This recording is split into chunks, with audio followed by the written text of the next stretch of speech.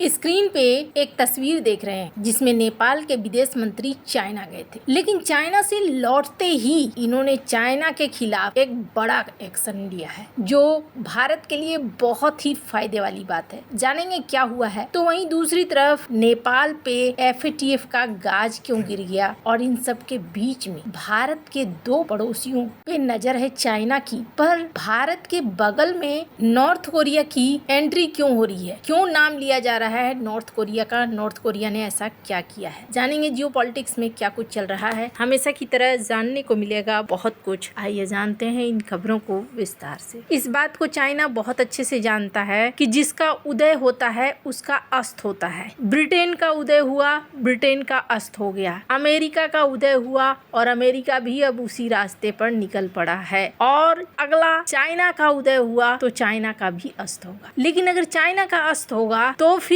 उदय किसका होगा? ये है भारत। भारत बहुत तेजी से आगे निकल रहा है और चाइना इस चीज को समझ रहा है कि भारत आगे निकल रहा है और भारत मुझे रोकेगा। चाइना लाख चतुराई कर रहा है, लेकिन अंत में चाइना को पीछे हटना पड़ेगा। इसका कारण भी मैं आपको बताऊंगी, पर अभी जरा सा देखिए ग्लोबल टाइम्स इसने क्या छापा है। इन्होंने छापा है कि भारत की मीडिया फोकस कर रही है बांग्लादेश के पीएम मलेशिया और चाइना के ट्रिप पर जा रहे हैं जो भारत को छोड़कर। एक तरीके से ना ये भारत को ताना मार रहे हैं, क्योंकि ज्यादातर पड़ोसी क्या करते थे, पड़ोसियों का भारत ही आना होता था पहला कार्यक्रम के तौर पर। ये अच्छे रिश्ते का संकेत है और फिर जाना होता था इधर उधर। तारिक रहमान ने एकदम से चाइना को नहीं चुना, इसलिए नहीं चुना कि एकदम से लीक से हटकर ये पंगे नहीं लेना चाहते थे। मालदीव को देखकर ये समझ चुके हैं, तो ऐसे में इन्होंने बैलेंस थोड़ा स्थापित किया। पहले मलेशिया जाएंगे फिर चाइना जाएंगे। चलो ठीक है, बांग्लादेश के साथ भारत के पंगे चल रहे हैं। आगे रिश्ते नॉर्मल होंगे कि नहीं वो वक्त बताएगा, लेकिन भारत इसे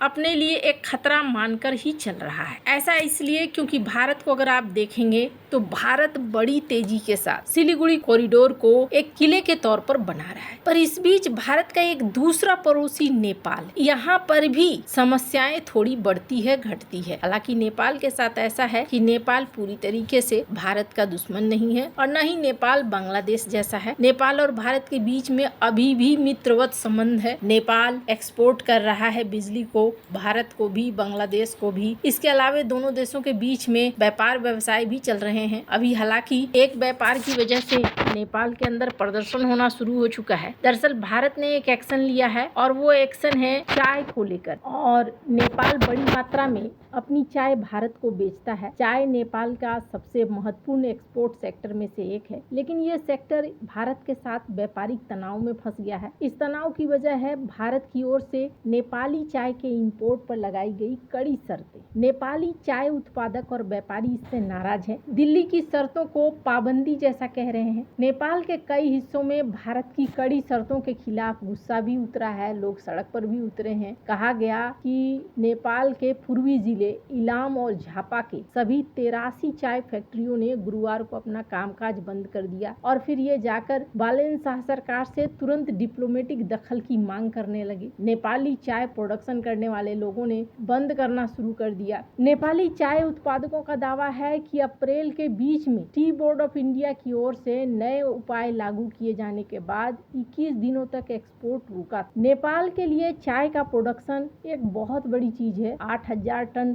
ऑर्थोडॉक्स चाय और 19,000 टन क्रश ईयर कर्ल चाय है। अभी करीब 1,000 टन नेपाली चाय नेपाल के गोदाम में है, जबकि 300 टन चाय भारत में फंसी है। लंबे समय तक स्टोर करके रखने से चाय की क्वालिटी खराब हो सकती है और भारी आर्थिक नुकसान हो सकता है। ऐसे में दोनों देशों की तरफ से बातचीत चल रही है। बालेन सरकार भी बातचीत कर रही है भारत के साथ कि जो व्यापार है वो सुचारू रूप से चले। वहीं दोनों देश ये भी देखने को मिल रहा है कि बॉर्डर पर भी अपनी समस्याओं को सुलझाने के लिए टास्क फोर्स उतार रहे हैं। अभी हाल ही में चाइना गए हुए थे, जब नेपाल के विदेश मंत्री पहले भारत आए और फिर चाइना गए। उन्होंने एक संदेशा दिया, और संदेशा क्या था? संदेशा ये था कि मैं बैलेंस तरीका अपनाऊंगा चाइना के साथ भी और भारत के साथ भी। लेकिन जब ये चाइना से वापस लौटे तो उन्होंने संसद में एक ऐसा बयान दिया जो आज तक नेपाल में कहने की हिम्मत नहीं हुई है नेपाल की कई सरकारों का। इन्होंने कहा कि सिर्फ भारत की बात नहीं है कि कि भारत के साथ ही हमारा सीमा विवाद है, हमारा सीमा विवाद चाइना के साथ भी है। चाइना ने भी हमारी जमीन को कई जगहों पर कब्जाया है। ये बहुत बड़ी बात है। नेपाल की जनता को जानने के लिए ये सबसे बड़ी बात है। खैर, नेपाल के ऊपर वैसे एक और गाज गिरा है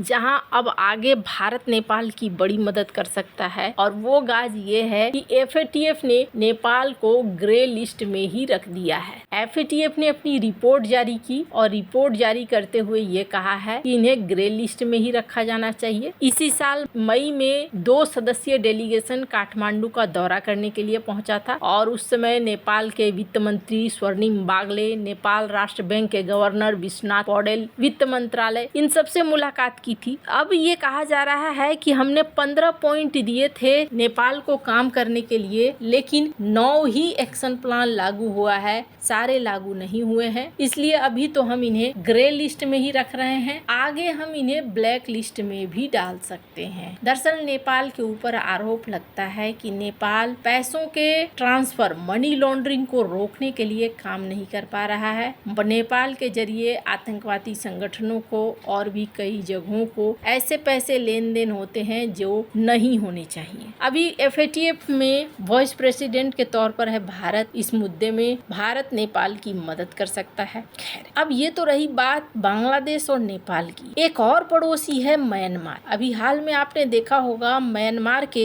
राष्ट्रपति भारत आए थे और अजीत डोभाल ने उनसे मुलाकात भी की थी। तभी कुछ चीजें समझ में आने लगी थी कि म्यांमार का रोल बहुत बड़ा है, और म्यांमार के राष्ट्रपति ने जाते जाते ये कहा था कि हम अपनी धरती से भारत के खिलाफ काम नहीं होने देंगे। अभी स्क्रीन पर एक आर्टिकल देख रहे हैं, एक खबर आ रही है जिस खबर में कहा जा रहा है कि म्यांमार एक पनडुब्बी बना रहा है, और ये पनडुब्बी जिसकी टेक्नोलॉजी ऐसा लगता है जैसे उत्तर कोरिया वाली टेक्नोलॉजी है। कहा जा रहा है छोटी डीजल इलेक्ट्रिक पनडुब्बी है जो तटीय इलाकों में लड़ाई, घुसपैठ के मिशन, कम गहरे पानी में हमले के ऑपरेशन के लिए खास तौर पर तैयार की गई है। ऐसा लगता है जैसे म्यांमार को नॉर्थ कोरिया दे रहा है टेक्नोलॉजी। हालांकि अगर नॉर्थ कोरिया दे रहा है तो यहाँ कहीं न कहीं चाइना का भी रोल जरूर होगा। तो भारत के इर्द गिर्द बहुत सारी चीजें चल रही हैं, भारत को तेजी से काउंटर करना होगा। वैसे आपको क्या लगता है, क्या भारत इन चीजों को हैंडल कर पाएगा? कमेंट कर अपनी राय जरूर बताएं। जल्द मिलते हैं अगली वीडियो में नई खबर के साथ।